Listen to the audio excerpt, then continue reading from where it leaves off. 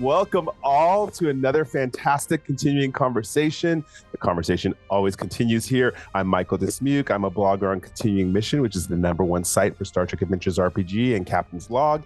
I'm also the lead writer for Captain's Log and a freelance writer for Star Trek Adventures RPG, loving every moment of it. And of course, I couldn't do this alone. I have to do it with my estimable colleague, Jim Johnson. Hey, everybody. Jim Johnson. I am the project manager and line editor for the Star Trek Adventures RPG and the Captain's Log solo RPG, both published by Modiphius Entertainment. Love these many years, going on 8 years now, I guess. I don't know. I've lost track. It's going full speed ahead, though, and we're having a lot of fun. We had a great 2023. We're getting into a great 2024 here, just starting. We're recording this episode literally on January 2. So happy New Year, everybody, and happy New Year to Michael, and happy New Year to our special guest tonight, Eric Campbell.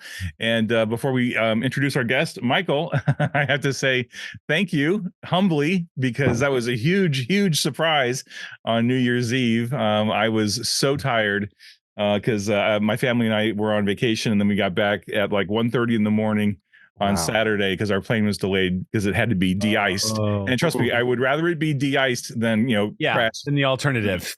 So I'm glad we made it home safe and sound. But got to bed really super late, and I was just dragging all day Sunday, and literally I was up, and I saw your post on Facebook about the cameo from Todd Stashwick, and I was like, what the hell is this? And you deserve it. And it was touching, and I wept, and I was very proud, and I was very humble, and I was very pleased. So thank you so much for that. It was a huge surprise. I had literally no idea you had anything even remotely planned like that. So my thing in life, I'm people who know me know I'm not about just gifts. I'm about experiences. Yeah. And so I really like being able to do stuff, and you deserve it. When I think about people, I try to do something singular. But as you saw from the reaction of everybody on social media, I think everyone came together to talk about the work you do on this game. So we appreciate it. I'm grateful and gratified and everything else. So thank you so much for that. I will try to do you all proud this year. We'll see what happens. But anyway, enough about that. But Michael, thank you from the bottom of my heart. Thank you. And I hope we finally get a chance to catch up at a convention here at some point in the near future. See how that happens. We'll figure it out. Imagine we're so productive, not even knowing is being around each other. Imagine if we're actually in the same room, what's going to happen? Oh my gosh, we'd be uncontrollable. Warp core breach. It would literally be a 24-hour continuing conversation. Just hit record and let us go. For real though. Anyway, so all that being said, happy New Year, everybody, and I am super excited to welcome our guest. I believe this is at least the second or third time you've been on. Second. I think it's second, actually just maybe the second. Yeah. Mm-hmm. Yeah. We've had Jody on a couple times, and you may have done that one. You may have done a drive-by just to say hi or something. Probably, yeah. But anyway, thrilled to have you back, Eric. So please introduce yourself to our guests, and plug anything you want to plug, and then we'll just jump into it. My name is Eric Campbell, and I am primarily a writer actor who has been sort of making his way as a full-time storyteller for the past 6 years now, I guess. Got my big start on Geek and Sundry running Eric's TBD RPG was our Doctor Who RPG, and then that of course segued into the one that I'm most known for, which is Shield of Tomorrow. And I've been playing Star Trek Adventures ever since. We finished up our Clear Skies campaign a while back, then Eliza took over, but now we are gearing up for the new year, and hopefully we'll have some fun stuff to announce. But trying to think. It's weird because I'm not used to plugging things, and this is a year where I'm actually NDA'd on things that are yet to be plugged, so I can't really. That's wonderful. That's a wonderful.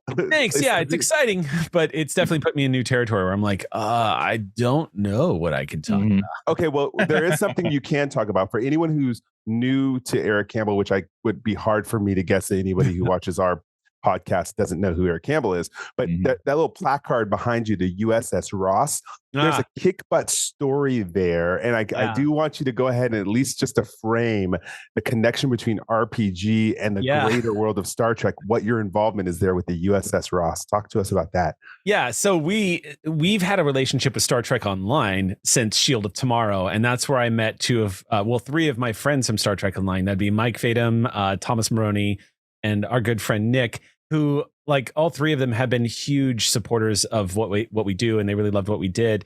We partnered up with them, and some of our characters inadvertently, sometimes as a surprise, ended up in Star Trek Online. Our ship ended up on Star Trek Online, and that was great. Flash forward to Shield of Tomorrow wrapping. When we started up Clear Skies, we were closer that time to Star Trek Online because we were like, hey, we're going to launch this. And from the beginning, we'd like to coordinate with you. What do you guys think about partnering up? And Thomas Maroney, who is their lead ship designer, or not, he's one of their lead ship designers. He basically was like, oh, well, why don't we design a starship and then I'll pitch it to our company and see if they're on board. But why don't we do like a partnership like that? They agreed. He gave me notes about everything I love. My favorite starship is the USS Enterprise A. I'm a huge fan of the refit. I love that era. Michael, you and I have talked about how we love the maroon uniform era. It's just like, it's one of the most underrepresented, awesome eras in Star Trek. And so I gave him some notes about all the different parts of starships that I love to throw together. He put together the USS Ross, a beautiful variant of the Galaxy class and some of the aspects of my favorite starships in Star Trek Online. Flash forward to season 1 of Star Trek Picard. Okay, so at the end of season 1, they had this big showdown at the end of season 1, and they ended up having to cookie cutter a bunch. You can absolutely tell they cookie cuttered like 1,000 ships, and it looked a little. It was rough. So season 2 comes along, and they wanted more ships, and they realized they had a license holder that had a bunch of ships in Star Trek Online. They approached Star Trek Online and said, "Do you have any ships that we can put in Picard?" And Thomas Maroney was like, "What about the USS Ross?" So that's how the Ross class ended up in Star Trek Picard. And I've never asked you this either. Did you know that was going to happen before the episode premiered? No. We did. Yes. He got permission from Paramount and CBS, and they did a reaction video, which you can actually see on Star Trek Online's YouTube channel, of him breaking the news to us. And you can see my brain is kind of short circuiting and the cast is losing their minds. And it was amazing. So wait, talk to me about that. I never saw this video. How did I never see this video? Yeah, Star Trek Online has it up on their YouTube page. But Thomas was like, "Hey, can we chat? Can we get the cast together just to have a talk? I'd like to talk to y'all about something." And I was like, "Oh shit, they're up to something." Because the last time they sprang this on us was when the last time something like this happened to us that kind of blew our minds was actually when Modifius, Chris Birch, was like, "Yo, we're gonna put the Sally Ride in our Science Division core book," and I was like. That was and the audience wept, the cast wept. It was a glorious moment. And it happened live on air when we announced that in the middle of our finale to the show. So it was emotional.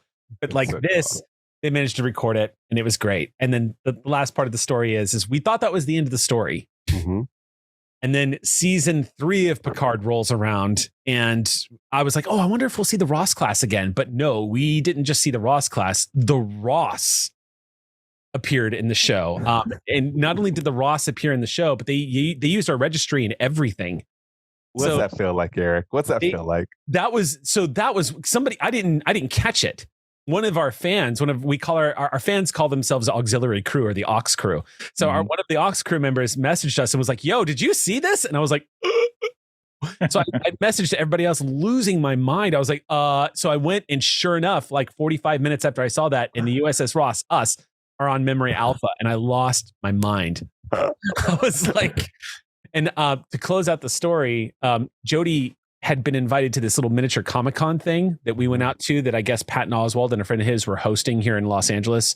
So we went to this, and there was we're supporting not only Jody, but our friends Jackson Lansing and Colin Kelly are there, and they're good friends of ours and prolific, amazing Star Trek writers, just like Jody. Oh, yeah. And while we were out there, Terry Metalis was there, and I got to walk up to him and be like, "Hey, listen, I know because I know you're a D&D nerd, and I know that you are familiar with the TTRPG space, but I was like, I just want you to know that we're the stream punks, and the Ross was our baby, and you did that. And I wanted to say thank you. And he reached out and took my hand, shook my hand, and he's like, "You're welcome. Anything I could help it." And it was pretty it was pretty crazy. So yeah, we're in Picard seasons 1 and 2. It's pretty nuts. It's pretty nuts. Yeah. Jim, I just gotta say, like, Jim, who brought you in for the Ross? Because I know it was in Utopia Planitia too. Mm-hmm. Was that Thomas Maroney who dragged that in, Jim? Yeah. Well, no, I think Thomas gave us a bunch of ship art and had some suggestions about what ships to add, and it just worked out that he knew that a lot of those ships were going into Picard end of season 2, season 3.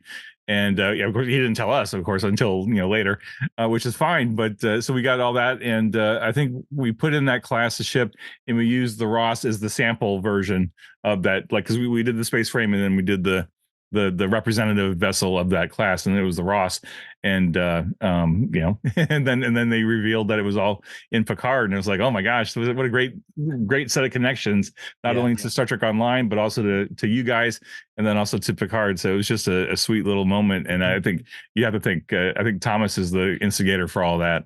Yeah. When you see it on screen, Eric, do you picture yourself on the bridge? Like, do you actually picture yourself? Funny enough, like when I see it on screen, my brain lights up with what were the stories told between now and then. Like, I want to know what, like my mind immediately goes, man, like what as duty crews, as the crew rotations happened, like who became the next captain? Like, I know how we left it off, but who was after that? Like, how many refits has she gone through? And have they updated the promenade deck? Have they turned it around? Like, I have so many my brain starts immediately lighting up of like, there's so many stories to tell between the time when we wrapped to when she appears in the Picard. And I'm like, that's what my brain starts thinking out. There is, I don't know if you know this, Michael, but there's a guy named Tadeo who does a bunch of, just surely for the love of it, does full on 3D modeling of interiors of starships. Mm-hmm. And Tadeo did that for us without us knowing that was happening for Clear Skies. So you can actually even put together a virtual tour for it. So you can actually walk around the bridge of the Ross, and he posted it in a video of like a VHS style video of us moving around it's amazing. Wow. The work that's gone into it is amazing. Yeah. Tadeo did some of the bridge layouts for us in Utopia. Oh, he's just master. Really lucky that we got connected to him through Thomas. So thanks, Thomas. Thanks, Thomas. Thomas's amazing Star Trek Rolodex is super powerful. So grateful to have him on the team.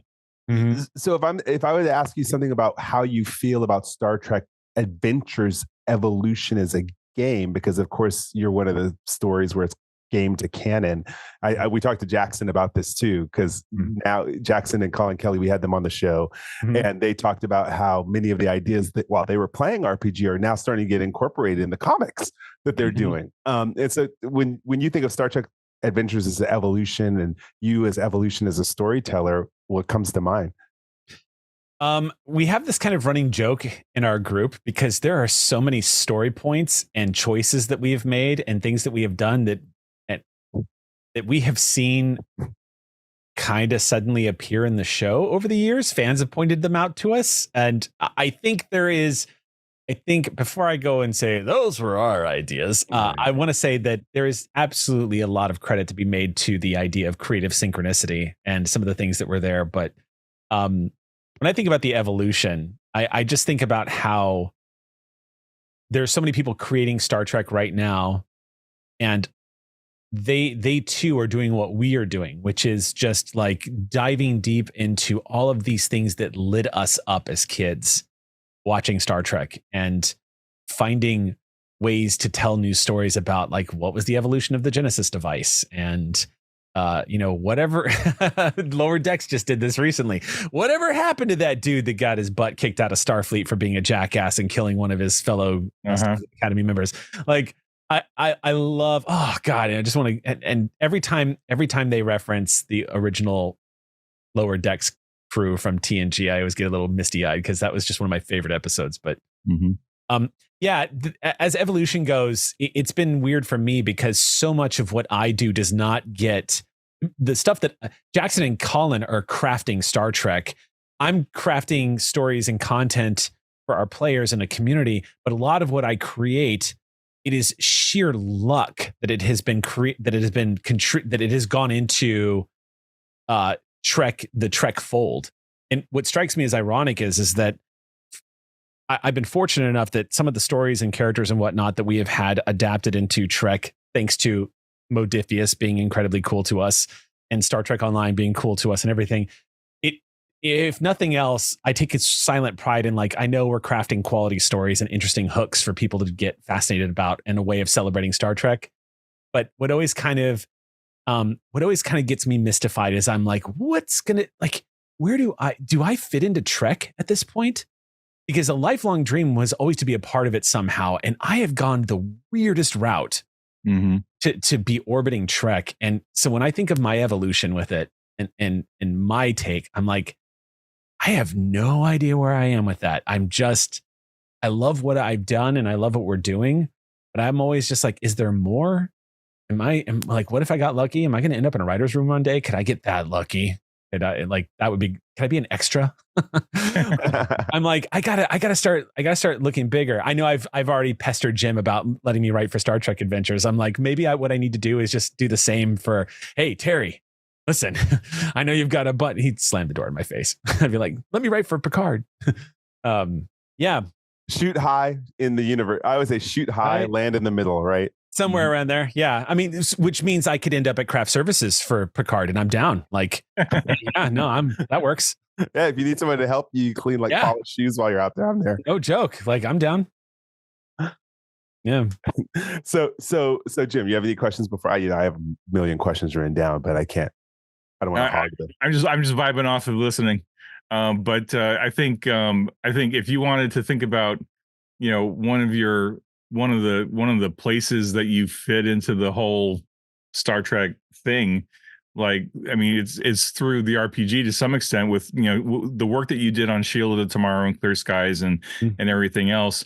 What you did differently than like what Jackson and Colin are doing, where they're creating Star Trek stories in the comics and stuff. What you were able to do, you and your crews, you were able to show fans you can take this body of material, add your own original stuff to it, and craft your own incredible stories and expand the Star Trek universe in a way that would not be possible by anybody else, right? Because every individual group that comes to the game and with their own ideas and their own characters are going to put their own mark on it, right? And it's going to become their own unique thing, and it's going to take on a life of its own. And I think because you were, if not the first, among the very first streamers that were doing Star Trek Adventures even before it was released, right? You were playing through the playtest, right? And you were like the early shining example of what was possible with the game. And I can't even calculate how many gaming groups must have watched your stuff and said, oh, we want to do that in Star Trek with this game system, using you guys as the model, and then going off and having their own amazing adventures and stuff, and probably sparking off their own creativity and all that stuff. So I think that's a legacy right there. That I am grateful for, obviously, having just been a writer and then moving into the project management role. Like, we got super lucky with that timing that you were actually doing that. Yeah, me too. Me too. I had blown my entire tax return on buying the entire collection of the Decipher core books for Star Trek, because I didn't know there was a new RPG coming out, and it just made it onto my desk that I think it was Rob Manuel, who is our editor in chief at GNS for a while. He was the one that put that in front of me, and I was like, I'm sorry, what? I got so excited when I found out there was a new one. Yeah. So go ahead. No, I was gonna say, don't forget that you found a way to spark hundreds and hundreds of people to go play the game, and it's not so much just playing the game, but just to like dig into their own creativity and be willing to make their own characters and their own stories, and to just add to the gigantic meta tapestry that is Star Trek, that none of us can see all of it, but we know it's out there because the galaxy is bigger than all of us, and the Star Trek galaxy is big enough for everybody, right? And I think you all showed that it's possible to do amazing, cool stuff without having to be tied to everything else that's already been behind us. To back that up too, Al Shock, people online and social media, I let them know we're doing this interview, and Al Shock said, "Please tell him, you, Eric, I have been gaming for 40 years, and I still learn something every time I watch him run a game." And Bill Barbado, who is a Star Trek super fan, he says, "I believe that Shield of Tomorrow holds up as being on par with any of the televised Star Trek series. The characters and adventures are just as good as any we've seen in the franchise. The cast did an outstanding job, but it all harmonized thanks to the brilliant direction of Eric in the GM seat." Which leads into the question then from Jim Cushman, which says, "How much pressure did you feel being the flag bearer for the amalgam of two of your favorite things, RPGs and Star Trek, while being the first professionally produced actual play show to use the Star Trek Adventures game system?" You might find this funny. None. Because the reason why is because first of all, before I finish answering, holy hell, thank you for saying all those incredibly nice things. That's definitely nice to hear. The pressures that I felt, the reason why I felt none is because of the glorious double-edged sword that is hyperfocus ADHD. I was so absolutely thrilled that no one could stop me from being in Star Trek. No one, I don't know how I met it. The stars aligned. They liked the Doctor Who show enough that they let me have anything. They gave me a budget to put together a Star Trek show. And the moment we got the set rolling, I was like, this is mine. Like I get to finally, and at the time there really wasn't any Star Trek happening. Like Discovery was about to start happening, I believe, is when I think that's how that lined up. But, I was too excited. I was too focused. Our session 0 was fantastic. And then when we started running the game, I wasn't feeling any pressure at all. I was just so thrilled that we were all getting to explore and play in Star Trek Adventures. I just felt so happy. The set, the uniforms. We had talked to CBS Paramount. They told us it was fine. I was thrilled. I felt like I had cheated my way into in my brain. I was like, no, we are Star Trek. Like this is it. I get to write and tell the Star Trek story I wanted to partake in with friends. So I was too focused on loving what I was doing to feel any pressure at all. I don't think I realized how high up we had climbed because I was way too busy looking straight up. I was not looking down. So yeah, that's pretty much how it went for me. I love hearing that. Yeah. That's a great philosophy, right? And I know that working with writers in the past, like I try to remind them, just keep pushing forward. Don't look back, because if you look back, you're going to slow down. So keep driving, keep reaching for your goals. And right here, right from Eric's mouth, man. Listen to him. He's got nuggets of gold here for you. Yeah. Totally. Don't feel that pressure. Just fearlessly charge forward, right? And that's what Starfleet does, right? Yeah. I think anytime I do feel pressure at any point, because we certainly felt pressure after Shield of Tomorrow. Because after Shield of Tomorrow, we launched our own little indie world that we had created, and we knew that we were going to lose people because it wasn't Star Trek and that it was new and it was a system that people weren't familiar with. So that's when we felt pressure. But and a little bit. It was kind of a wonky time, but definitely felt pressure when we launched Clear Skies, because there was this question as to, we weren't on a huge network anymore. We don't have nowhere near the reach. And then the pandemic. So suddenly we couldn't be an in-studio game anymore. So then the pressure was on. Like I was really worried that was going to really affect us. But Shield of Tomorrow was, from start to finish, it wasn't an easy experience. It did have its challenges, especially in the beginning, but it was good. Still one of the highlights of my adult life, easily. Yeah. Speaking of evolution too, let's just get to the bare bones and talk about the game, because one of the biggest things myself and Jim are constantly doing online, and a lot of the other writers, Nathan Dowdell, is fielding questions about rules and adapting them for your group. So I know that's been a big conversation with the shows you've done. Some people have said, wow, you don't roll the dice a lot, or you have homebrew rules. Or when you first picked it up, you were all learning the rules and kind of learning as you played, right? Yeah. So talk to us about your philosophy about homebrew rules, evolving, matching your players. What advice would you give to people picking up the game for the first time? Well, I think with Shield of Tomorrow, what was important, because we certainly had people on our cast that had never played the game. I mean, none of us had played the game before, but we had people in our cast, like Eliza, for example, was not that familiar with TTRPGs and hadn't really done it. Sam had certainly done it before, but was still like easing into it because they had done some stuff with us with TBD RPG. Obviously, was a big part of it. But suffice to say, we had people that were not like we meet every weekend to role play kind of people. You know what I mean? Like they're familiar with it, but they weren't that familiar with it. So it was easy to see them get overwhelmed because there was concepts and stuff that were coming quite naturally to the rest of us that they didn't quite get. So what I discovered with Star Trek Adventures is, and this I didn't, to be perfectly honest, I didn't discover this till very late in the game with Star Trek Adventures, but I started realizing that really where Star Trek Adventures excels is that it provides you with an excellent rule set for capturing either it really, this is ultimately what I ended up telling folks when they started getting really intimidated about ship combat. And I was like, look, the way this is set up is to help you simulate not the tactical experience of what it would be like to be engaged in a space battle and three-dimensional space at blah, blah, blah. I'm like, what this is designed to do is to help you feel like you are in battle in Star Trek.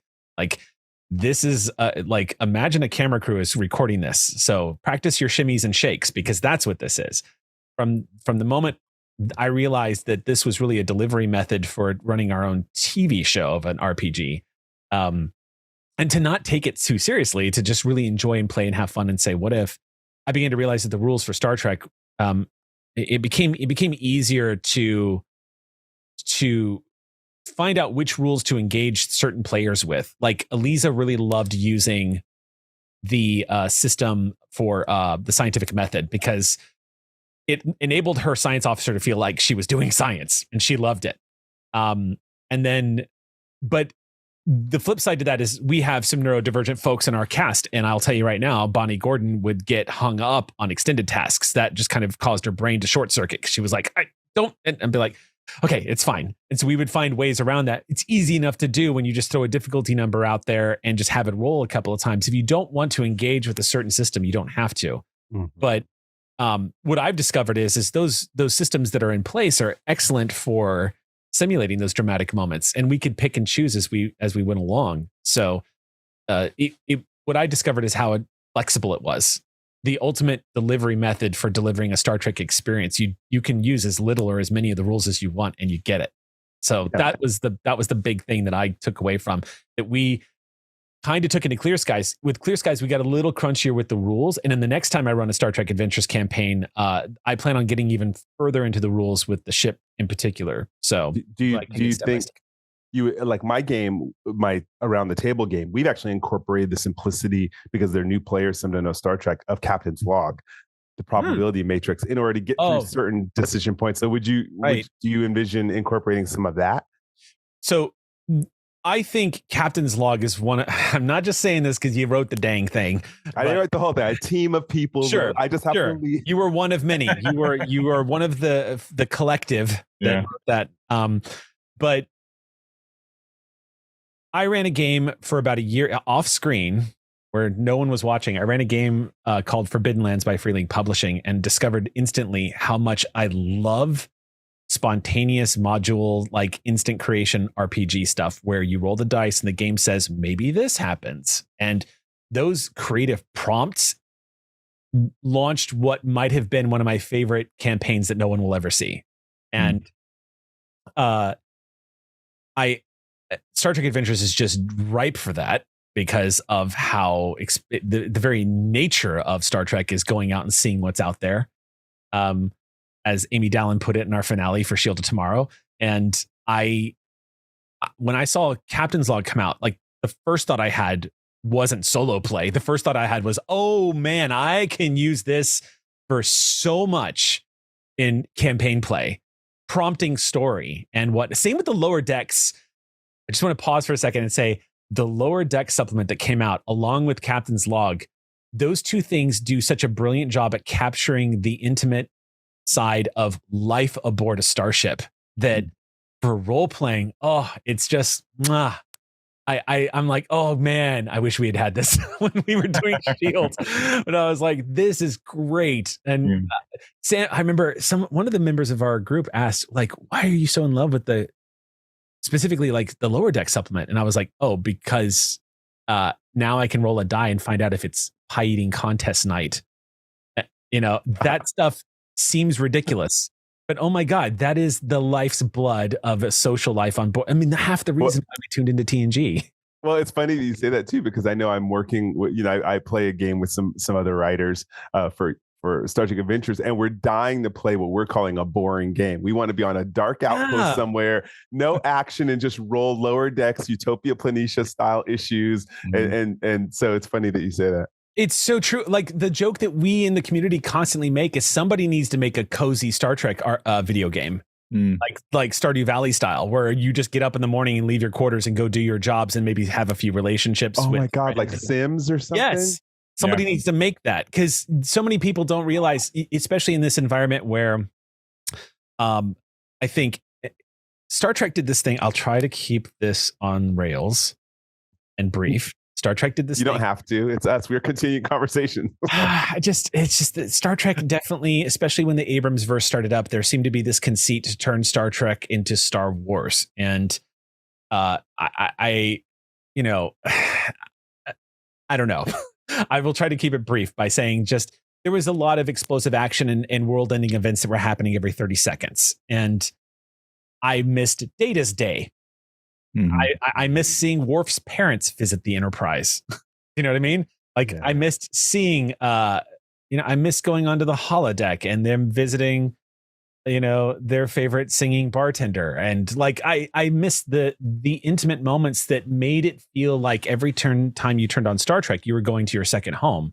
But there was always drama. There was always stakes, but there was a comfort food aspect to Star Trek that was fantastic, that made us fall in love with the characters. And that I think has started to come back. I've noticed like Strange New Worlds and Lower Decks in particular have been doing an amazing. And I do have to say that I have really enjoyed the past couple of seasons of Discovery, but I do love the pacing of Strange New Worlds, and Lower Decks has been really exciting because we're getting some of those just cause storylines.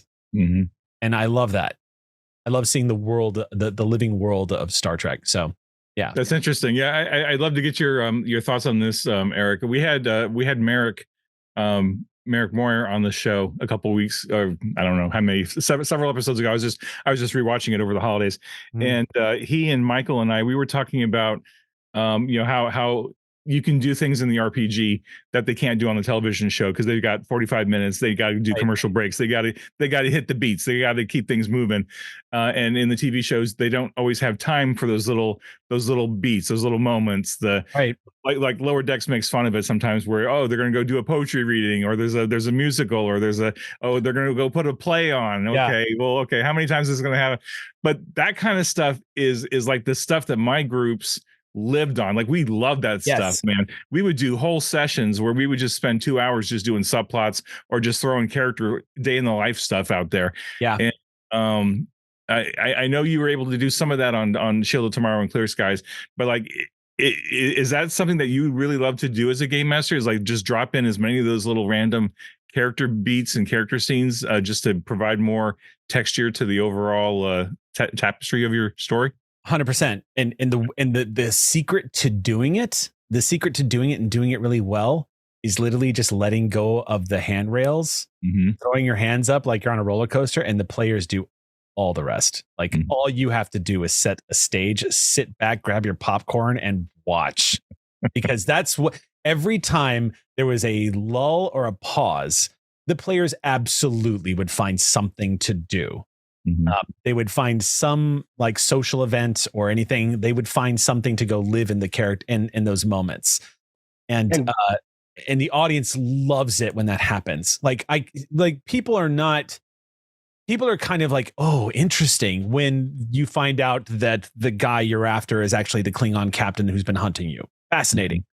But oh my God, will they or won't they when it comes to, you know, intercrew relationships or somebody who's attempting to gain a pip on their collar, stuff like that. That every single time our Ox crew eats that up. And They're that's so where interesting. and that's where those prompts come in that you were talking I about. love it. Right. Yes. That's having those lower deck level Mhm. prompts where romantic relationships, HR issues, Right. mundane jobs you've just been assigned. That's Yeah. where RPG really comes alive. Yeah. 100%. Our biggest episodes in Shield of Tomorrow and Clear Skies were always the backstory or personal episodes. They were never the episodes where major mysteries were being solved was icing for the cake for sure, but that was not what everyone showed up for. Yeah. Mm-hmm. Interesting. So, Eric, I'm curious. I want to dig into something you said a little bit. In my 30 mumble years of playing RPGs, it's always been, in my experience with my groups, it's always been Star Trek where the players were really energized to start filling in those spots. Like you were saying, if there was a slow spot, they'd find something to do. They'd throw in something. They take the reins and they go running with it. And I know that the groups I played with, like when we play other games, any other game, like anything other than Star Trek, they struggled with that a little bit, where they didn't quite have the same level of, oh, well, I'm going to go do this while you're trying to figure out. Somehow it was always Star Trek, whatever game system we were using, that really sparked their imagination to just take advantage of it and run with it. And I was just wondering, like in the other games that you've run that haven't been Star Trek, have you had the same kind of player enthusiasm to just jump in and start running with it, or has it been something different there? It hasn't come as naturally. Star Trek, I'll never forget when I first started thinking about the dynamics of Star Trek are so different than other RPGs because you're basically in your flying home at all times on multiple decks, and players have rank. So there's like there's immediately, I'll never forget that conversation I had with Colville. Matt Colville, when we were launching Shield of Tomorrow, he was like, "You're going to have a problem with rank," and I was like, "Why?" And he's like, "Because everyone has a different idea of what lawful good is, and that's what Starfleet tries to be, and nobody likes being told what to do at the gaming table." What I discovered though is the rank actually fed the role play for the things you were talking about, where people were just excited to jump in. They want to take orders, especially in order they don't like, and they have to take it. Drama. Here we go. I don't want to do this. As long as the conversation is happening above table and everyone's cool, like they are so eager to live out their Star Trek fantasy and have those moments, and they'll want to, repeat things that they've seen Data do, or Riker doing something, or Janeway, or they'll just go through the list of episodes that they've always enjoyed, and they'll try to, like in Clear Skies Perseverance, which is that's all Eliza. That was her whole thing. She made a big push for the characters to have a book club. And I forgot whose idea what it was, but it became like this thing. And it was kind of cool because Clear Skies Perseverance became a show that was all about the little moments. And we didn't know it was going to do that. That entire show just became about small moments and like the personal lives of the character. It didn't become at all about building ships, which is, I think, what we all thought it was going to be. And so that's, there's definitely this impulse that's Star Trek is a great spot for that. So yeah, it's happened more in Trek than anywhere else for some reason. It's true. It just happens. Interesting. Yeah. Really interesting. No, it's funny. You mentioned something else when you were talking about Matt Colville. Michael, I think we need to do a show. I don't know if I know we've touched on this a few times, but I feel like we need to do a show where we talk about how the whole concept of no one wants to take orders and no one wants to play the captain because no one is going to pay any attention to them, and they're all going to be a bunch of lone wolves on the show, right? Or on the game. It's like I don't see that. Like I just think back to all the crews, like every single player I've ever played with were hardcore Star Trek fans, and like they got the concept of what they saw on the shows. Like, okay, you have a hierarchy, you do orders, but even though you're taking orders or giving orders, it's still kind of collaborative first name basis friends that are like trying to do this whole Starfleet thing. And it was more often than not never an issue of like, oh boy, Jim's being the captain and he's a jerk and he's ordering me around and I don't want to do that. and just you get this tension at the table. So I haven't seen it, and I know I've seen so many fans talk about this over the years that they're really hesitant to have a player character as captain or even as a senior officer. And I would love to really dig down into that, Michael. And we'll get Eric and a couple other people on the shows maybe. Yeah, I would love that. I know I introduced somebody who didn't know anything about Star Trek, and they became a captain. Yeah. And they made some really bad decisions, and they lost their rank. And within two episodes of playing, they ended up in prison, JAG and everything. So we sat around, and he was like, "Oh, I didn't know it was going to go there. What do I do now?" The players agreed to go 10 years in the future, and I wrote a story where he's coming out, but as an advisor and a convict. You know, he's a felon and a convict, but he's back on the ship because he knows something to solve the case. And it's created a super interesting dynamic where now he's sitting there, and people know that that's that captain who lost their ship, and so there's this begrudging relationship, but he's actually now trying to live up to Starfleet ideals because he as a player now gets it too. He's like, oh, this isn't Star Wars. And so I think there's a way, if you have a patient group, to make it work. But the lesson learned has made we're about on our ninth game. It's made the group real. It's again, two of the people. Well, he knew nothing about Star Trek. Two other people knew nothing about Star Trek. Two did know about Star Trek. So the other two who are just observing are also like, oh, and they coming in as ensigns. They're like, oh, I get it now. And they're asking him questions like, what did you do? And then he's explaining, and it's very new. So there's a way to bring it into the game that I actually find fascinating when you have a bad captain. Yeah. Sam was a little intimidated about being captain in Clear Skies. They had a lot of reservation about it. They wanted to do it, but they were also really nervous about it. And which is one of the reasons why it was important to have Gina be the XO, because Sam absolutely loves Gina to pieces. And so they had a relationship with their characters in Eric's CBD RPG. So flash forward to Clear Skies, they were like, so long as like I have Gina as my XO, this is great. But what we discovered was the best way to pitch it to somebody is, if you like playing a bard in D&D, you should play the captain in Star Trek, because all you are is a buff class. You just inspire and support everyone around you. Like, you have rank, but where you really shine is making your crew better. And I'm like, if you want to play a character class or like a role on the ship that is all about giving it away to the other players, you need to play a captain. And that kind of attracts a lot of people to the role at that point. Interesting. I like that. That's well said. Yeah, we'll definitely do that show, Jim. We will.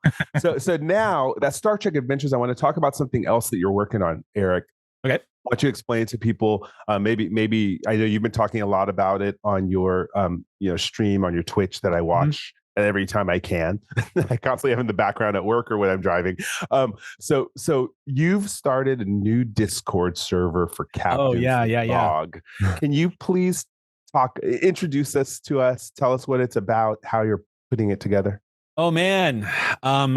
So before I say a single thing, I need to give a huge shout out to our friend Steffi, who is a mod on both my Twitch channel and on Discord, and Rogan for helping as well. Rogan is also a big part of this, but Steffi really is just the tip of the spear, because she basically put together the entire role play area for Captain's Log, and so organized. It makes me look so pitiful. My Discord server playing, it's so organized. I was like, I mean, 'cause I was basing it off of the role play on the Discord. It started during Shield of Tomorrow, and what we noticed is over on the Geek and Sun, one of our friend, a person who had become a friend of ours, Fiona, went and made a Eric's TBD RPG fan server, which transitioned into the Shield of Tomorrow server.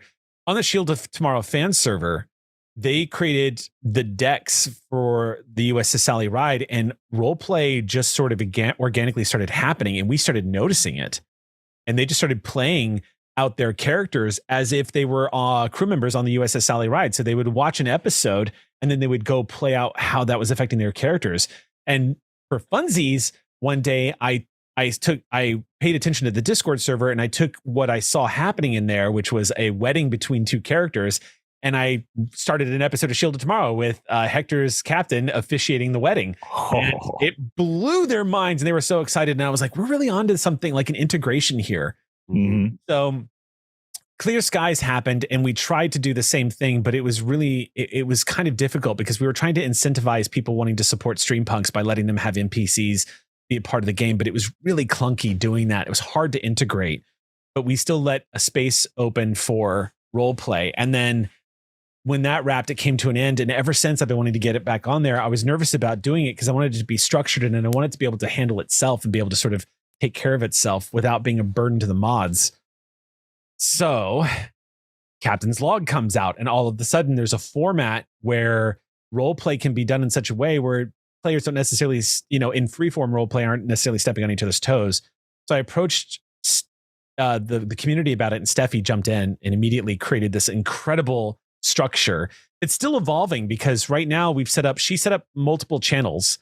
So we created Starbase 123, which is just north of Narendra. It's like 2 sectors north on the galactic map of Narendra Station. So it's out near Shackleton Expanse on the other side of the Romulan border. It's in Federation space, though, obviously. And we're kind of modeling it off of the Starbase. Starbase 123 does exist. It was mentioned in canon, but we're modeling it after the same Starbase that was used in the video game Star Trek Resurgence, which is an amazing video game, and I highly recommend anybody play it. And the role play is kind of developed around that, and she has set up all the structure for it. We created a channel called the Prime Directive, which gives all the restrictions and stuff that everyone can use to play and create their characters. There's a channel. We're using the forum posts that are now available in Discord, which is brilliant for role play. One of the things that we're starting to slowly integrate, though, is on top of that, we're integrating role play for freeform role play the way we used to have on Shield using the forum stuff. So we're giving options for the solo play and that. But she's done an amazing job. My job now is I need to go write up all the areas that role play can take place in. Yeah, I spent like an hour the other day exploring it, and my question was, if I want to get started, I honestly, I was so intrigued by what she put together for what Steph put together for Starbase 123. All of a sudden, I was like, well, can I live on the station and play? Yes. Yeah, 100%. All you've got to do, so the rules in the Discord or in the Prime Directive channel, there's this huge waterfall. It answers every question, links you to everything you need to know, but basically shows you how to come up with characters. The Prime Directive channel in the Discord chat comes up with the idea of you basically, when you create your character, you create your Captain's Log character, and then you can post it up there so that people can reference it, and it looks like it's we created a channel so it almost looks like you're looking into the Starfleet Command's personnel files. The database, so Federation database, right? The Federation database is where you post your character. Right. And you can create a ship, which is what I'm going to do. Or you can create station personnel characters. And that's my character currently. I've only had the chance to do one roll up so far, but I did one session and posted that. And then some of the other players will take the events because my character is the admiral of the Starbase. So people will take the events that I am reporting on that have taken place via my Captain's Log playthrough, and they'll and sometimes I'll assign a ship. Like one of the ships, I think it may have been the USS Jaeger, or it may have been one of the other. Was it one of the first? I don't remember what. I'll have to go and look, but I think one of our other ships I basically referenced because I saw somebody and I got their permission to use it. And so I'm like, this ship went on this mission, and they get to play that out. So it's kind of like interlinking everybody's solo plays and giving world events that they can build on. So Jim, I thought about taking our collab play that we do here, because we show our collab play. We actually play it live sometimes, Eric, and actually throwing the USS Saratoga in here. I know that. Yeah. All right. We have a time issue because your base is 2378, 23. We are. I think that sounds. Well, no, I don't think. I think we're later than that. I'll have to double check. I'll double check. So that's the only adjustment we'd have to make, Jim, is timeline wise, because it's Star Trek. Come on, we're Picard. I know. We'll figure it out. Time warp, wormhole. Come on. That's the other thing. Patreon Technobabble. we rolled up randomly the events that took place at the Starbase, and we discovered through Captain's Log on a spectacular roll that I was on that show with you. Remember? Yeah, we rolled up using Captain's Log. We discovered that there actually is a wormhole nearby, and that the Starbase uses that for for deep space transmissions and is able to communicate almost instantaneously across the quadrant. Oh, sweet. That's the wormhole. So we're like, oh, we could so play with that. Yeah. So yeah. Okay. Well, what's cool about it, just to let people know, you don't when I read through it, you don't demand a particular format of placing. Meaning, people can decide to write their whole story. They could give you just a mission log, which is of kind of Captain Log shows you how to do that. You could post a link to how your game turned out. So, what my intention, Jim, was to put a link to our live play when we do our roll and say, oh, this is what happened on our last mission, and just add that in. So it's just being part of this greater universe of people playing the game. Mm-hmm. Mm-hmm. Well, and with that, Michael, I think we should probably take a moment just to say, like, Eric, if a fan out there is watching this episode and wants to get in on this action, like, how do they join your Discord server to do this? Yeah, the way that the easiest way to do it is it's through my Coffee account. I'm at 16-bit Eric everywhere on social. So on Coffee, it's 16-bit Eric, or you can sub to the Twitch channel, which is also 16-bit Eric, and you'll be automatically brought into the Discord. And from there, you can just go down to the Prime Directive channel, and it's listed as Star Trek information and OOC. And underneath that, you'll see the actual play stuff. You'll see station events and whatnot. You'll see Steffi's amazing. She goes by Pretty Witchery on Twitch, and as Michael said, did an amazing job setting up an incredible Discord server. Nice. So, yeah, and it's $4 to join up with the Discord and support the community. So yeah, that's pretty much how you jump in. Awesome. Yep. It's just amazing just listening to you, how everything's tied together and everyone's doing their thing, but you bring it all together. I mean, that's collaborative storytelling at its finest, and it's all Star Trek. It's all fueled by your creativity in the game. It's just awesome. Yeah. That people you're ASMR for me now too. Just so you know, Eric. No, literally, like honestly, I think it was this past summer. Wait, what month is this? Yeah, in this past summer, sometime. I couldn't believe I was watching you play Oregon Trail. Like, I was having so much fun. Just so good. Just and I think people. I used to tease my nieces and nephews initially. I'll say when they were getting into social media, and they would be on Twitch or they'd be on YouTube watching Minecraft for hours, and I'd be like, what are you doing? Like, I just didn't click. And then all of a sudden they're laughing at me because sometime this summer I was watching Oregon Trail in my kitchen while I was cooking, and they're like, why are you watching Twitch, Uncle Michael? I'm like, because it's cool. They're like, you used to tease it. This is exactly what we were doing. No, can I'm gonna call myself out here. Go ahead. So did I. What do you mean? I used to think Twitch was so absurd. The idea of watching people play games was so, when I first got to GNS and I heard they were running a live D&D game, I was like, why? Like, who's going to watch that? I was like, why is that? Why wouldn't you rather just go play? Like, that's where my brain went. And to further, like, that's the thing, is so much of this content, as it's caught on, I used to make fun of reaction videos. And my friend Sean and Sean was the head of video at GNS. We wanted to do a sketch where we just made fun of people we were going to do our own like GNS reaction videos. And so the video would play and we would just stare stone faced at it and be like, okay, well, thanks. We'll see you next week. And then like, and now I'm obsessed with them because they're letting me relive the joy of watching it for the first time through somebody else. And I'm right there with you. There's content that I never thought I would watch, and now I'm just hooked. What's the psychology of that, Jim? When did this start where people watch? There's even someone at my work watches people eat. And there's a word for this. It's popular in Korea or China. Yeah. And there's a word that they use, and they just watch someone eat like a burger. It's true. I've apologized because I'm eating on stream, and people are like, "No, don't worry, that's a thing for some folks." And I'm like, "Whoa." Yeah, and it's not. I asked them, "Is this sexual?" I asked them. I was like, "Is this like a kink thing?" And they're like, "No, it's just for me. It relaxes me to watch people eat." It's interesting. Yeah. Yeah. I mean, I will admit, I watch a lot of music reaction videos.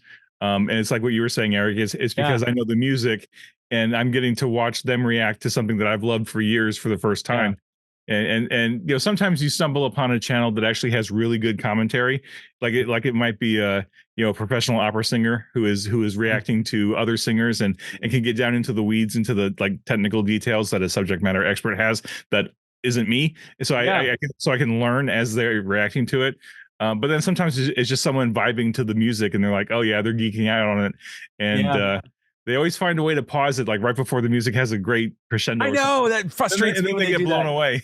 I watch Cinebinge, Funny Little Girl Reacts, and Heroes Reforged. Those are the three that I'm always watching. See, I watch Twins, the new trend. Oh yeah, I know that. Oh, and there's another one with these two guys. I cannot remember the name. It's going to kill me later, but they're fantastic. Quite interesting. Anyway, quite interesting. It's great.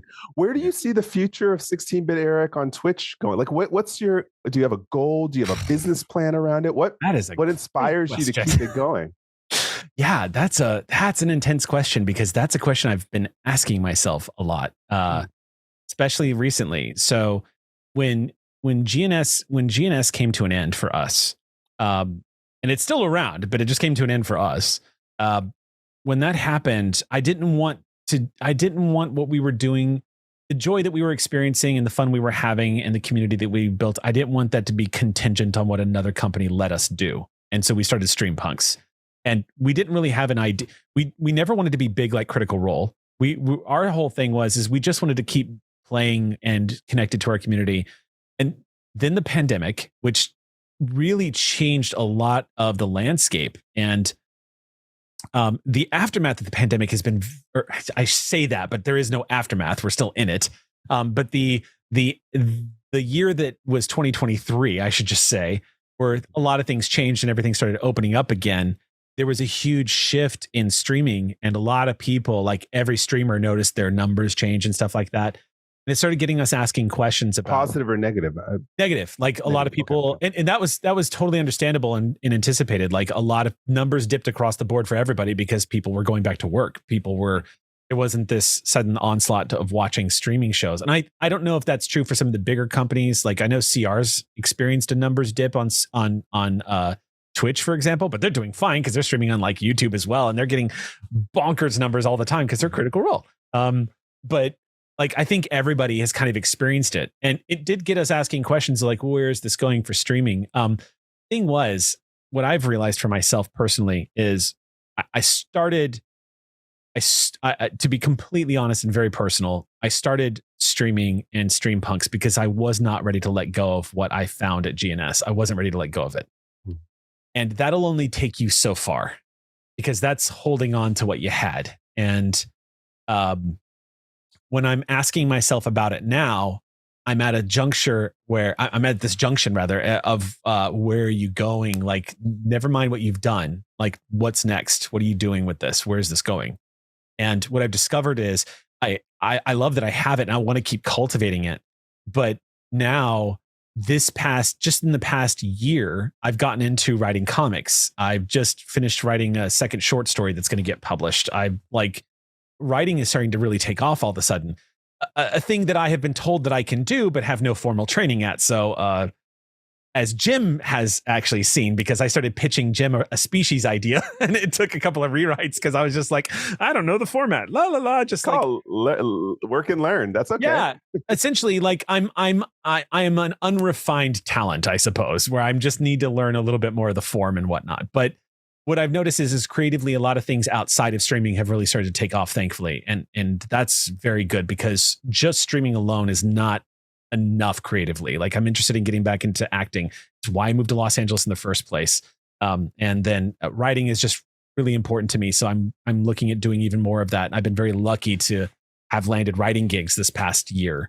So streaming, I think, is going to be just my way to stay connected in creating stuff in real time with storytelling. But I've never been I'm not your typical Twitch streamer. I don't have like a very polished channel. I don't take selfies all the time. You know what I mean? Like I'm not saying this to like to be pejorative or anything, or put anybody down. I just don't promote. I get in trouble with my community all the time because I do not promote myself. It's its own full-time job. I mean, I'm curious to hear Jim's take on it too, because I think we're in I'm going to use evolution for the third subject today, which is rare for me. But we're at an evolution of time where the people who keep producing content have this slow, gradual. I always quote Frank Oz. It took him 20 years to become an overnight success. And we're seeing this consistency of people kind of shaking off at the nexus of the pandemic, we'll call it, since it's not over. But I am noticing that people who are consistent are starting to get the attention because people are like, oh, that person can deliver. Yeah, I think that's true. Yeah, the TTRPG space in particular is kind of a weird animal because there's so many strange dynamics that are in play all the time that I've still, as somebody who worked at a major studio that was ground zero for the biggest TTRPG show that ever launched, to being a small indie creator that, you know, a lot of people don't. Oh, Eric's still running games? Like that, the view that I've had from the top to where I am right now, it's definitely a strange space. And it's been strange too, because the cash cow money thing that everyone ran to for the longest time that overshadowed everything obviously is D&D. And what's interesting with us is Streampunks is primarily, we just love to play in major IP that I've always wanted to write or be in, and I couldn't, so I'm just going to go run it. And so from Star Trek to Alien to Doctor Who, you know, all these worlds that we've played in, we occupy a unique space. And it's not necessarily, I honestly, if you were to ask me like, well, so where's it going? Like, how's this evolve? I just don't know. I'm so curious about it because no one could have predicted where it was going to go. And anyone who thinks they can predict where it goes next, I'm just like, well, that's an interesting magic ball. Yeah. But Streampunks, ironically, you know, despite the fact that everyone can recognize us, we do not get a lot of spotlight at all from anybody because we don't play D&D and we don't host major celebrity players on our show, even though we've played with them. Like Celia Rose came and played Lower Decks with us off stream, which was amazing. That was so cool. Yeah. But like we're not in that sort of cool, how do I put it? I don't want to sound like I'm being negative on it, but we don't have any like the big names that people recognize in TTRPG. People just recognize a lot of the D&D players and the creators, mostly circulating around like the crowd that is on Critical Role or Dimension 20 or like Glass Cannon Network and stuff like that. Like really great gaming groups that everyone knows and loves. We occupy this strange corner of the internet where people remember Shield of Tomorrow, but then they're like, wait a minute, what's Clear Skies? You know, because we didn't have the platform to promote it. But as you have said, Michael, what's interesting is that we have been around long enough now, and there's a body of work that people can look at and stories that they can see. And it is interesting to me that that we have kind of very quietly and very humbly managed to have incredible breakthroughs with like being in Picard and stuff like that. And it's and that went almost completely unnoticed in the TTRPG community. Almost completely unnoticed. Really? Yeah. Nobody really like because nobody in the we didn't have the platform to like really get it out there. I mean, Star Trek Online announced it. Like we did get the word out, but the engagement was, oh, okay, that's not bad. And that was it. Because people have difficulty finding us. We just kind of get buried underneath all of that stuff. And it was a little nerve-wracking in the beginning because we were like, how are we going to sustain this? But Ox Crew has supported us through the entire thing. We've been around. We persist despite the fact that we don't get those huge numbers we had on Shield of Tomorrow. We persist with quality because we have outrageous, amazing, loyal, wonderful, beautiful community that will not stop just getting our back. The Ox Crew keeps. Isn't that the story of Star Trek though? It totally is. Totally is. Ox Crew makes us fly. Like they are our warp core, basically. Yeah. It's fascinating, Eric. And Michael, I think you hit it. That feels like that's just Star Trek, right? I mean, Star Trek from the very beginning when the original series was out, and the studio was like, "Oh, let's cancel this after 2 seasons," and the fans were like, "No." Right. That's like, true. Okay, yeah. Well, fine. We'll do the 3rd season, and now we're going to cancel it. And the fans were like, "No," and then it just blew up on the grassroots with the reruns. Yeah. But I mean, gosh, Eric, I'll tell you, just listening to you reflecting about Shield of Tomorrow and Clear Skies and stuff, it's like I spend a lot of time on social media for the TTRPG industry, such as it is, and a lot of websites and forums and discords and stuff. And like, obviously D&D is the 10,000 pound gorilla that everybody's focused on. And then literally everybody else is, maybe Pathfinder is somewhere in the middle of there, but like then literally there's everybody else. And like I would have thought, 5 years ago, that Star Trek being this massively gigantic global IP, that everybody would know Star Trek, right? Mhm. But it's like we're just like, I feel like even after 7 years, we're still kind of blipping along, and we have a super loyal, hardcore, very engaged fan base that love the game, love the show, love all the stuff that we're doing. But like I go to the mainstream like TTRPG spaces, no one's talking about Star Trek Adventures. No one's talking about anything. It's like we've been look at this body of work that we put together for the last 7 years. Yeah. That I would challenge most of the other game properties to compare that to the number of releases we've done, and just the sheer body of passion that has gone into all this work, not just for me, but for like the whole team. Yeah. It's just fascinating that it's like we're just kind of like under the main, and it's like it's Star Trek, so it's okay. It's just like we're all waiting for that big breakout thing to happen, and it's like I don't even know what that looks like. So if I can say something about that, this has actually been one of the risky and tricky things about being a streaming group that is playing the thing and then associating with the publishers who are making the thing, is because one of the things that I have noticed is that if people can feel like they have found the indie band that hasn't blown up yet, then the loyalty and the excitement that gets around that, and then the I told you so's, like that's how Critical Role started. And, I was there when we went from 6,000 subs to 20,000 subs to 40 to 50 to just kept going up and up. Like, it's because by word of mouth, it kept spreading that there was something really special happening over at Geek and Sundry. And they were right. Like, CR is amazing. It's an amazing group of people and friends that are telling incredible stories. And the thing is like, I can say that from the streaming standpoint, there has always been a terrible trapping that people fall into without, they don't understand that CR was lightning in a bottle. That happens once. There's a lot of folks that try to chase that, and it's not going to happen. It's not. The circumstances that led to CR happening are incredible and amazing, and the people who are doing it are incredible and amazing. So it all lined up. When it comes to like us in like Star Trek Adventures, I think because of the huge draw that other people have, I think the key there is what we discovered is not aiming for the not falling into that trapping of trying to wait or hope that lightning in the bottle happens again. What we've discovered is that if you are just make yourself the place people go if they've always wondered what it would be like to sit in that center chair, or if they've always wanted to join a crew and play What If out in the stars with Star Trek. When we focused on that, what we've discovered is that little things would happen, like, ending up playing Picard or being referenced by Jackson and Colin in their Star Trek comics, which was wild.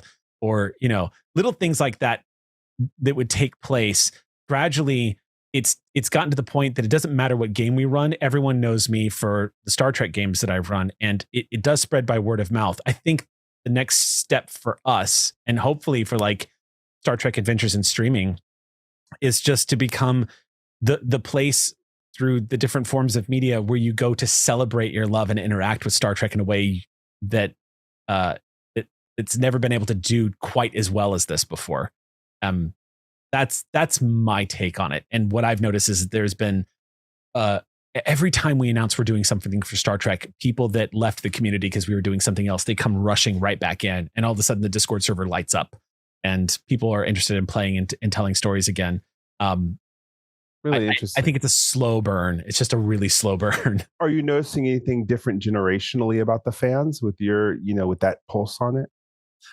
There are things that I'm trying to put my finger on, like, it's inevitable that when you launch a show, you have a big launch.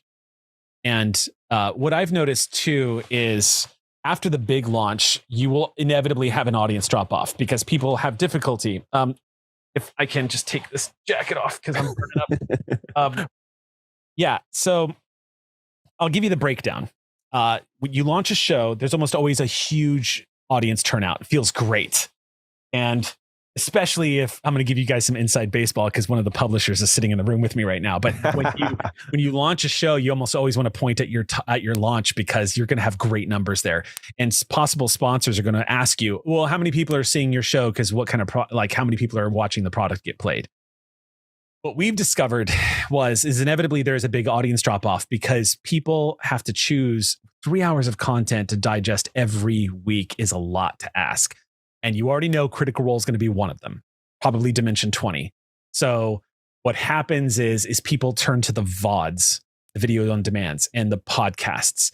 And that's where we saw a bulk of our audience migrate to after launching shows. So when we would tell people, Clear Skies in its golden era was getting 700 live views, making us one of the biggest TTRPG live play shows out there next to like LA by Night's next season and stuff like that. We were doing bonker numbers. But over time, when Clear Skies wrapped, we had about 200 live viewers or 150. And but our VOD views were spectacular. There was like 3,800 views per video every time it dropped, and they would just go up. It was nice. Mm-hmm. So what we discovered is that there's a real trap in getting hung up on what the numbers are telling you, because they're not actually telling you a lot. Because what we discovered is our value is 3 hours of Star Trek content that is on the internet forever. Right. It's just there forever. And it's going to exist as a live play demo forever, and people will always come and find it. So that's been good for us. And then there's people too that you just can't track if they're interacting or not. Right. I know that happened at Gen Con. I was shocked because if you look at our numbers like on YouTube, they seem pretty low, but I know people listen to that podcast. But I wish Jim was there actually for it, because I was like, people recognized me. I was like, what? How do you know? And it's like, I watched the show. I was like, really? I never, like, where are you doing this at? And how am I never, why are you not talking to me on social media? They just don't, they just don't interact in that. Just don't interact. Yeah. I'll never forget my first Gen Con was when we did a sign. It was just after Shield of Tomorrow had wrapped, and Chris Birch asked us to come do a signing at the Modiphius booth, and we were so excited. Mm-hmm. And we were being stopped on the con floor. We were signing autographs. It was a little overwhelming. And like at the end of the day, I'll never forget, I was just completely exhausted. And I was like, oh my God. And we were joking because somebody had approached Bonnie and given Bonnie just like 4 6-packs of cream soda. And she was like, how am I taking this home with me? I'm flying out. Like, it was so funny because there were so many great like fan exchanges, but I'll never forget, we were so exhausted. And Taliesin from Critical Role, he sat next to me and he was like, you doing okay? And I was like, how do you guys do this? Like, this is what's happening. And he goes, oh, you guys are where we were about last year. This is where we were last year. This year, we don't even go to the con floor anymore because we just get completely swarmed. And I was like, I don't think that's going to be us. But just walking the con floor and running into people who have watched or listened or shared, who were there with you, I don't know how to describe it, but it always, to me, it feels a little bit like Atreyu meeting Bastion in the Neverending Story. Like, it always feels, it was like you were with us this whole time when we were, hiding the Genesis planet from Starfleet, and you were with us when we were being flung through Klingon space by Q and all this other stuff that happened. And it's gratifying, and it's certainly a morale booster when people come up and say, hey, we watched and we're there with you. We're on the Ross. Mm-hmm. Most misunderstood named ship that in all of Starfleet. What, they think it's Diana? No, everyone thinks the USS Ross is named after Admiral Ross. Oh, okay. And it's not. And that always comes out. Always have to explain that. No, it's a female scientist that you have. Mary G. Ross. Mary G. Ross, yeah. Mary G. Ross is who it's named after. Oh my goodness, so much. Jim, any other questions? I know we could go on. Oh, we could go on all night, but I mean, this has just been great, and I hope you continue on with what you're doing, and I hope you keep writing. I know we're going to find a way to get you on the schedule and get you to STA somehow. I recall that we just missed your opportunity to get you involved in Shackleton. Oh yeah. Oh, that was right when Clear Skies. The timing didn't work out. This timing. Yeah, I was super sad about that. I'll be honest with you. Taking my fist. Yeah, me too. Like, I remember going to Sam and I was like, I can't believe. I was like, I know what I did was responsible, but that was awful. Please, I don't want to do that again. but I mean, not to say lightning strikes twice, but there's other opportunities to work on STA. So don't hesitate. But in the meantime, there's plenty of bigger fish to go fry with writing. I mean, you are in the right place for screenplays if that's something that excites you, teleplays, etc. Yeah. I mean, you're right there in LA, so I'm sure, and people in the comic world, obviously. That is true. I'm very lucky. I'm very, very lucky. I have I happen to live with one of the most prolific comic book writers alive today. So yeah, I've been complaining about the group you circulate with too, because they're writing so much. I posted this to Jackson and Colin the other day. They're between everything that Jody writes, Jackson, Colin, everything being produced, I can't possibly read everything, and it's now starting to really irritate me. And I don't know. It's like I can't tell you all to slow down, but I cannot keep up with the wealth of Trek goodness coming out nowadays. It is a lot. Year 5 is amazing. I highly recommend everyone check it out. It's so good. It's so good. Yeah. And again, I want to just say you inspire us, Eric. We were talking about numbers and stuff like that, but I've said it before, I'll say it again. If you want to play the guitar, you don't wait to become a Jose Feliciano before you play the guitar. You just do it every day. If you're passionate about it, whether you get discovered or not, it does not make a difference. And we tell this to a lot of people playing RPG, just play the game. So I just probably can speak for Jim also. And how I feel is you inspire me, your faithfulness, 3 days a week, generally doing your Twitch. I know through the writer strike, I was listening to you, what you're saying, you're in touch with the community. It was very educative for me. And so putting it out there and being consistent actually keeps me consistent. Jim gets inspired by it also. I mean, every day. I mean, I spend a lot. Especially the video on demand stuff. I mean, I try to get to the live stuff, but it's usually just the timing is inconvenient. But when stuff is available on video on demand, like you both know that I'm working late into the night working on STA stuff. I'll be working at 1 o'clock, 2 o'clock in the morning or whatever. I pride myself on always being available for the freelance designers. If they're working on a layout or something and they need to ping me with a question, I'm around, right? But if I've got some slow moments or I just need a brain break, I'll put on somebody's video on demand, whether it's one of your things or a fan out there somewhere out in the ether who are playing the game. Might be in German, might be in Czech, or some language that I can't possibly understand, but I can see they're playing it and they're having a good time. And it's like you get the RPG vibe no matter what language is being played in, right? And just to see them playing the game, it's like that just gets me going all over again, because I know that our team is making stuff that you guys are using and going off and being creative with, and that's the biggest dopamine rush for me, honestly, is like I'm enabling other people. Collectively, we're enabling other people to go do cool stuff, and that just brings a lot of joy to my life. Oh, well, it's a pleasure, and I'm grateful for the material you guys have basically delivered to us, the perfect vehicle in which to explore and play in Star Trek. For those of us who feel like we were never going to be able to partake in this universe ourselves, because of y'all basically gave us the nacelles we needed. So that's great to hear. Yeah. And before we head to gratitude, Eric, is there anything you can plug? I know you're on NDA on stuff, but is there anything you can plug to drive where people can see you or read what you're doing? Let's see. Aside from my Twitch streams that are every morning at 10:30 a.m. PST on my channel at 16-bit Eric on Twitch, where mostly we just chat and then I say, let's play a game today, and we don't. Really, the only other thing is Monday nights over on Althaven is when we run all of our games. Right now, we're actually doing a marathon of Blood of the Void, which is our Klingon campaign that I started and that Eliza Pearl took over, featuring an all POC cast, just like amazing people playing it. They went all in. We didn't tell them to put the ridges. I know, that's what's amazing Klingon about it. Yeah, so awesome. they were just so excited about it. Yeah, all I can say is that there will be another Stringpunks Star Trek Adventures campaign. It has been in the works for a couple of months now, and a lot of really exciting conversations happening behind the scenes of how to get that up and moving and launched. And that's going to be coming in soon, and that's all I can say about that. That's cool. When it's ready to go, we'll have the whole cast on and promote. That'd be great. Oh, they would love that. Yeah, we would love that. I in fact need to have Blood of the Void cast on. I've been trying to get them. I don't know. I put a plug out there a while ago, but Eliza. So many of them are just actors and not role players, so it doesn't surprise me. They're busy with everybody's busy. That's always the challenge. Is getting on everybody's schedules these days. Yeah. Yeah, Yep. so we appreciate you, Eric. And you're so busy and working hard and passionately for what you love. So we love that you were able to come on continuing conversation with us today.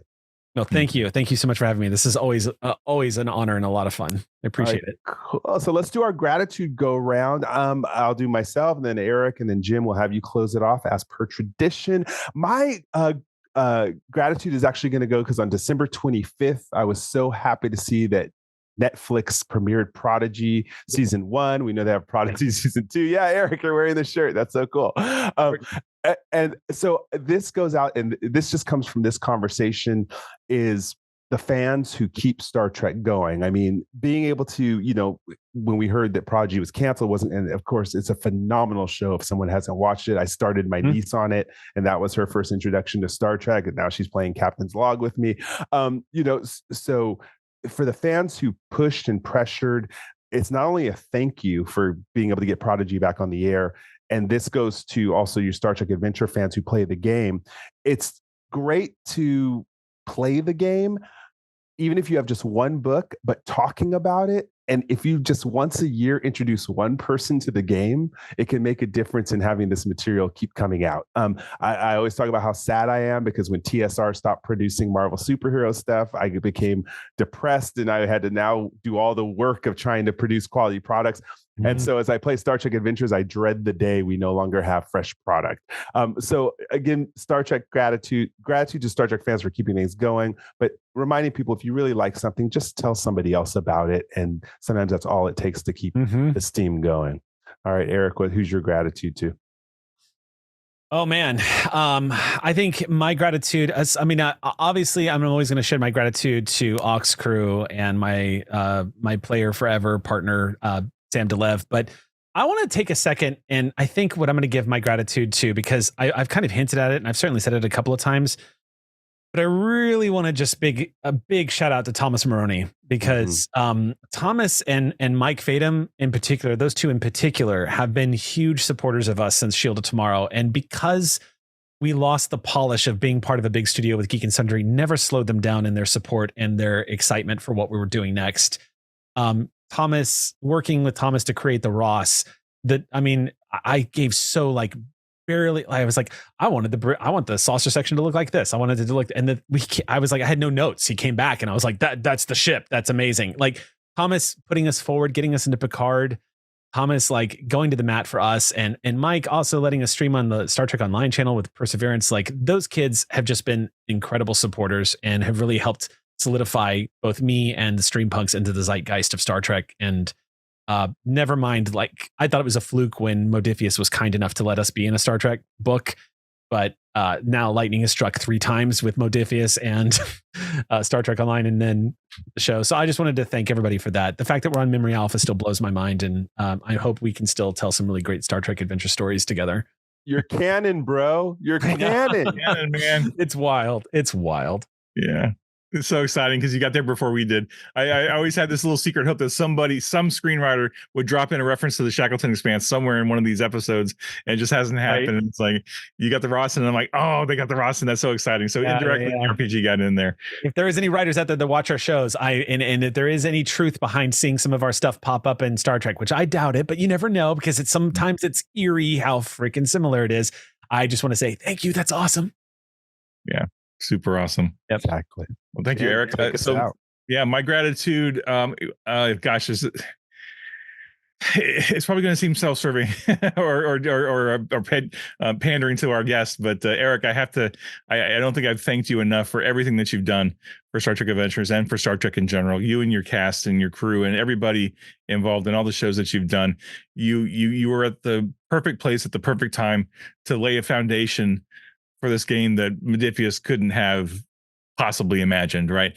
And you have opened the door. You blew open the doors for so many people to get into the game, to get into Star Trek as a franchise, not just the game, but you can go play Star Trek without playing Star Trek Adventures. Certainly, there's plenty of other games that you can do it with and do it well. But just thank you for your generosity of spirit and all the great stuff that you've done for Star Trek and for the game and just for the industry and the hobby, right? Because I've had an opportunity to watch your show a few times, your Twitch, and it's just so fun just to kick back, and you're so genuine, and you're so honest with your fans, and that reality that you create, that ties into what you were saying before about how you don't try to be, don't wait for the big thing to happen. Just be genuine with what you're doing, and do what you love, what you do. And you totally love what you do. And I'm inspired by that every time I talk to you or just listen to you. And that keeps me going, because like there are days when I'm like, why the hell am I still doing this? Right. Or what's the value of doing this? Right. Yeah. And then I see Captain Shaw said you have to keep doing it. So. Oh yeah. But Captain Shaw is on a different level, right? And but so Eric, so thank you for everything that you've done. Thanks. Jeez, And then I've got to thank the fans too. Like Michael, you mentioned the power of the fan base, right? We've seen it from the very beginning, back in the '60s, when the fans and the Trimbles started that letter writing campaign and said, "Look, do not let Star Trek die. It's going to stay on. You bring it back for another season. Bring it back for another season." And the fans started the conventions, and they started the fanzines and the fiction and all that stuff, and just kept it going. And it was the whole, like, there was the fans were involved in naming the first orbiter the Enterprise, right? They were going to call it something else, and they said no, it's going to be the Enterprise. And NASA was like, oh yeah, I guess, okay. I love that. So, and the fans, you brought I'm confident the fans had a big hand in getting Prodigy moved and brought back to life, so to speak, onto a Netflix. And it sounds like we're probably going to get a season 2, which I'm super excited about. And it will just from here the sky's the limit. But fans, like Michael said, if you introduce just one person to the franchise, either through the game or some other means, sit them down, watch an episode with them, watch Prodigy with them, watch Lower Decks, watch Discovery season 5 is coming here pretty soon. Buy him a comic book. Buy him a comic book. Yeah, get him a novel. Right, there's tons of novels. There's thousands of novels, or hundreds. I mean, probably not 1,000 yet. Maybe, well, I don't actually. Maybe close to 1,000. Getting there, but countless. There's so much Star Trek out there. So just get them involved. Share your love for it, and keep growing the fan base. So that's my gratitude, is to Eric and his cohort, and then also the fans, because the fans, without the fans, none of us would be doing this. Right? I mean, we need the fans, and we're grateful for them every day. All right, Eric, I'll see you on Twitch. IDIC. Yep. Live long and prosper. Be safe. Be well. I'll find a way to get on that Twitch and just watch. Right on. Thanks, you guys. All right. Have a good evening. Good night. Cheers, man. Thank you. Thanks.